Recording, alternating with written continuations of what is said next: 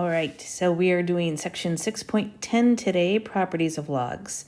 So I know this looks like a lot, but this is kind of like all the notes right here. So we're just going to go through this.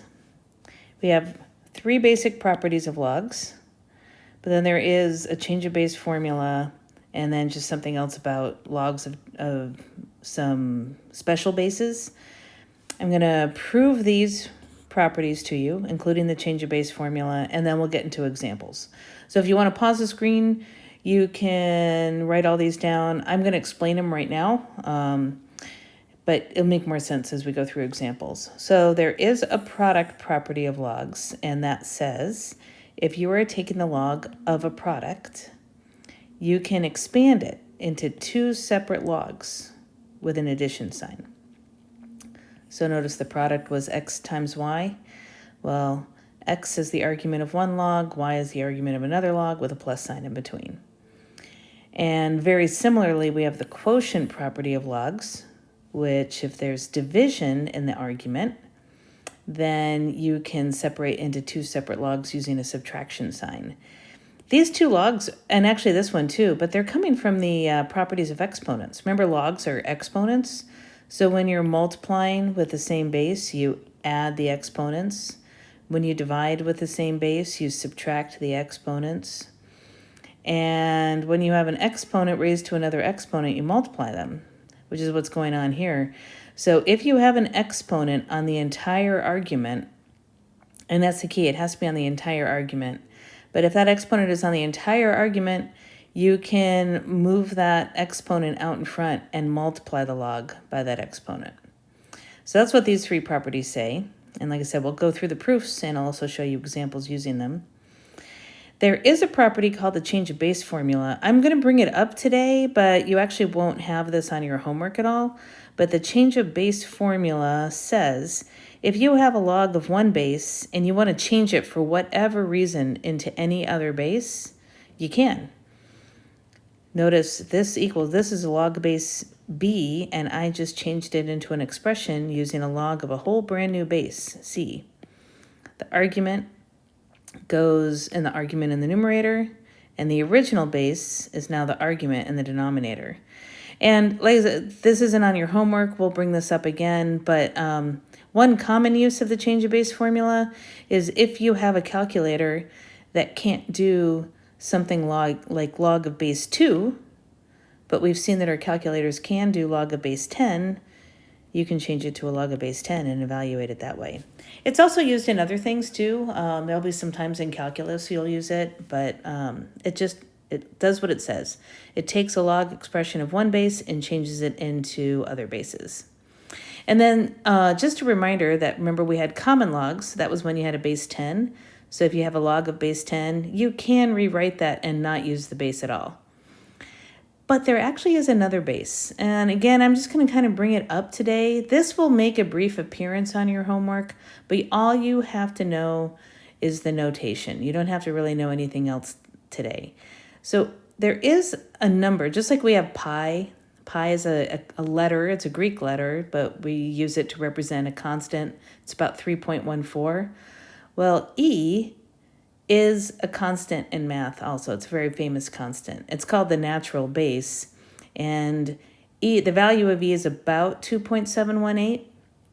You may have noticed your calculator actually has a button, most likely. The graphing calculators do, but most likely if you had just a regular scientific calculator, that there is also a button with an E on it. It may be as like you have to hit the shift key first, but you most likely have a button that has an E, and that is just the value of this. So if you have a log of a natural base, we actually rewrite it like this. This is an ln. I always write it with a cursive lowercase l. When you see it in a textbook, they're going to use, just a printed lowercase l. It will look like a 1n. It is not a 1n. It is an ln. And some people read it as lnx. Some people read this as the natural log of x. That's the formal way. You may even hear people read this as ln x, just kind of for short.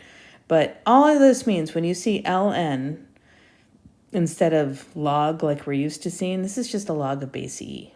That's all you need to know for today. Okay, so let's get into the proofs. I'm going to go through these proofs kind of quickly, but feel free to pause the video again and look at it a little bit more in detail. But here's the first proof of the product property of logs.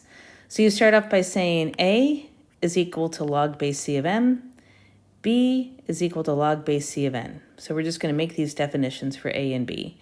And using our definition of logs, I can rewrite this. I can do the around the world thing, start at the base, go around the equal sign. This means C to the power of A is equal to M. That's what I have right there. And C to the power of B is equal to N, which is what I have right here. Well, if that's true, then that means C to the A times C to the B equals M times N. And then using our properties of exponents, multiplication between the same base, you can add the exponents. Now, if I take this expression and rewrite it back into logs, again, around the world it, log base C of Mn equals A plus B, right there. But we had a definition for A and B, so if I substitute in for A and substitute in for B, we get back here, which is exactly what the product property of logs says. So feel free to look through that more. I'm not going to test you on this. I think it's good to see. And if you want, the quotient property of logs is very similar to this. So if you want to see the proof or try the proof of that on your own first, feel free to pause the video. But I am about to scroll and reveal it. And so here it is right here. I'm not going to go through this in detail. So if you want to pause the video and look at this, feel free. But this is really pretty much exactly the same like the product property. Now, also, again, if you want to try the power property of logs, feel free, give it a go. It's a little different though. I'll reveal it slowly at first, so if you want like little hints to get you started, but feel free to pause the video and try the power property of logs, try proving that. And actually, I guess I'm already revealing the first thing. So start off with that definition.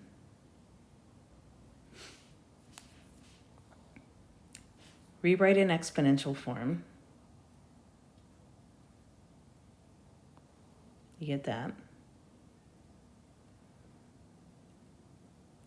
And then raise each side to just a different power. I'm going to use n. And then I use my properties of exponents. Power to a power, you multiply the exponents. Okay. Now I'm going to rewrite this in log form using base A. So I'm going to start at this base and go around the equal sign. Log base A of x to the n equals m times n. I'm just going to go up now. And so that's what I have here. I'm just reversing the order here. That's all. It's just multiplication. But then up at the top, I have a definition for m. So if I substitute in for that, I get the property of logs, or power property of logs. All right. Let me just bring up the change of base here. Here's a change of base. You let u equal some log. I'm doing u equals log base a of x, and then rewrite in exponential form. There's a theme. Now, if this is true, I can take the log of any base of both sides. Again, as long as that's a base that you can use. But so if I do that, then I can, now that we know the power property, I've proved that, I can put that u in front, which is what I did here. We can solve for u, and then I can substitute back in for u. And there's the change of base formula. Again, notice brand new base. The original argument is the argument in the numerator. The original base is the argument in the denominator. All right, so that's just for fun. Now, stuff like your homework's going to be, like you're going to get tested on. Let's first look at expanding logarithmic functions. And you'll actually do this in calculus. There's going to be some problems that you won't be able to do unless you can expand them. Or maybe you can, but they become obscene, and it's so much easier if you expand them. So here's what we're going to do. First thing is this exponent is on the entire argument, so I'm going to use the power property to put that in front. So 3 times log base 4 of AB over root C. And then the next thing that is kind of dividing the whole argument is, or being applied to the whole argument, however you want to look at, this division is separating the entire argument. I got the numerator and the denominator, so I'm going to use a quotient property. And actually, I'm going to need to put this in parentheses. I'll explain that in a second, but I'm going to do the numerator minus the denominator. Now this 3 was applied to the log with all of this, so the 3 still has to apply to both of these logs when I expand it. That's why I needed parentheses. So I just did the numerator minus the denominator. And then really I can do the last in one step. This I can use the multiplication property or the product property of logs and expand this using addition. And remember this, square root of C really means C to the 1/2 power. I can use a power property here. So I'm going to have log base 4 of A plus log base 4 of B minus 1/2 log base 4 of C. And it's all still being multiplied by 3. So then my final step to fully expand is to just distribute that 3 to each log. And I wind up with this. And there's my answer. So it may seem weird at first, but this is one thing a lot of people catch on to kind of quickly. So take a look at that. And when you feel like you're ready, try these 2 problems. So pause the video, but in a second, I'm going to reveal the solutions.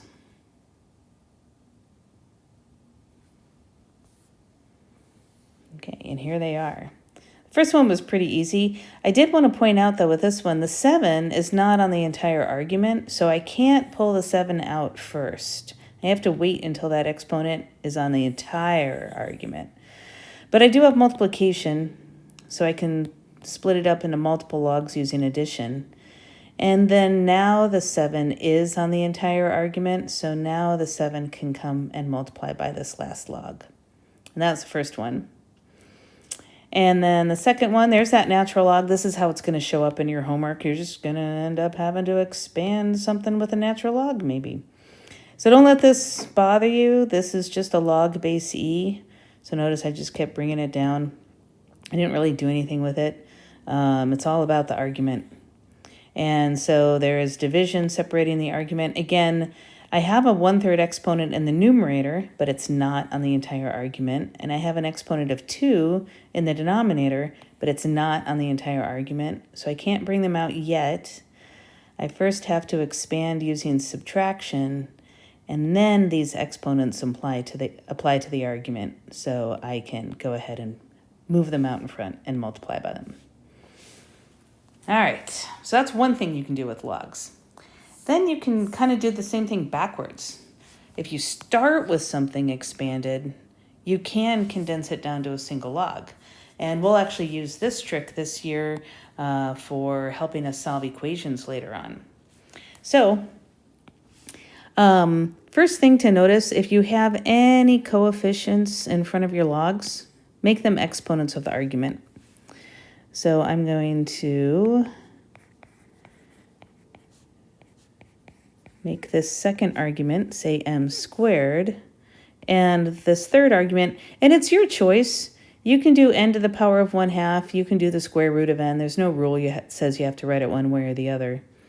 And then just take them 2 at a time. Order of operations says you add and subtract in the order they occur. Subtraction comes first, so I'm going to use that. And I can condense these then using division. And so I get log, oh my gosh, I forgot my x right there.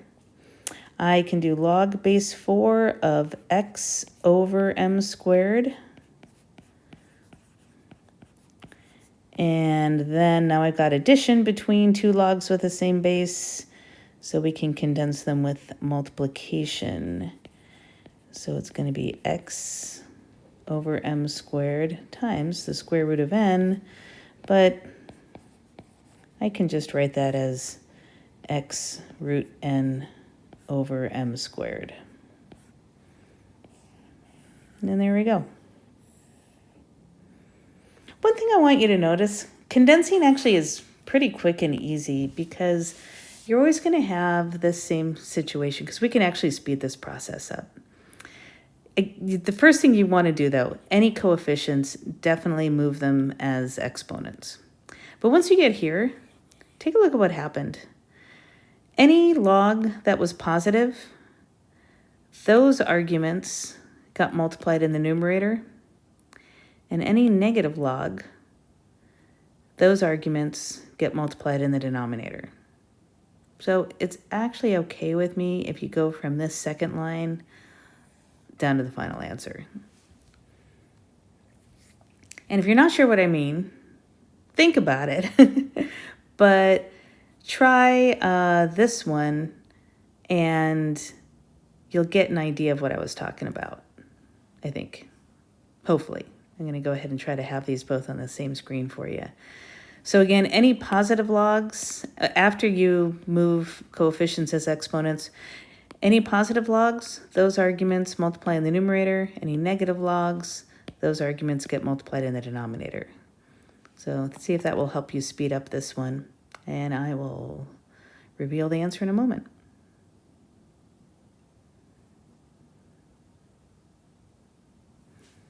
All right, so here it is. Now I worked it out the long way because I wanted to show you, convince you that the shortcut works. But again, the first thing I did, any coefficient of the logs became the exponents. Coefficient became the exponent, and that was it. Take the first two, they're subtractions, so you combine them with division. The next two, addition, means you combine the arguments using multiplication. And then finally, subtraction means, again, combine the arguments using division, and you wind up with this. But take a look. Going back to the second line. This had a positive log, so we have 7 cubed in the numerator. And this is a positive log, so 4 squared was in the numerator. 7 cubed times 4 squared. This was a negative log, and this was a negative log, so 9 times 11 goes in the denominator. It's always going to work that way. So when you get the hang of it, condensing actually is really quick. Okay, last type of problem for your homework tonight. Gets you practicing again with these properties, and they're kind of like puzzles. So let's take a look at these three, and then I got a couple for you to try on your own. So let's say that we know we have these values. So log of 7, remember that means base 10. There's an invisible base 10 there. Log base 10 of 7 is about 0.8. Log base 10 of 8 is about 0.9. And log base 10 of 12 is about 1.1. If we know these values without a calculator, can we approximate these, which look completely different? And the answer is yes, you can.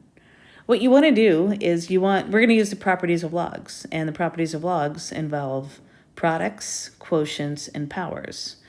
So think about how you can rewrite these arguments using these numbers, 7, 8, and 12, and using multiplication, division, or powers. So for example, the first one we can say is the same thing as log of 8 to the negative 1. Using our power properties of logs, that means that is negative log of 8. We know that log of 8 is about 0.9, so it's negative 0.9. About. Again, these are very rough estimations because there's not many decimal points given.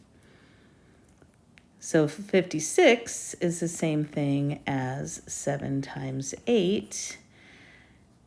Using our product property, we can rewrite that as log of 7 plus log of 8. And then we know log of 7 is about 0.8. Log of 8 is about 0.9. Add them together, you get about 1.7. And then finally, that makes me happier. This one was a little sneaky. If I rewrite this as 8/12, log of 8/12, because 8/12 is the same thing as 2/3. Then we can say it's log of 8 minus log of 12. Log of 8 is about 0.9. Log of 12 is about 1.1. And so subtract them and we get about negative 0.2. There you go. So your final thing to do, there we go, is to try these two problems. So pause the video, and in a second I will reveal them.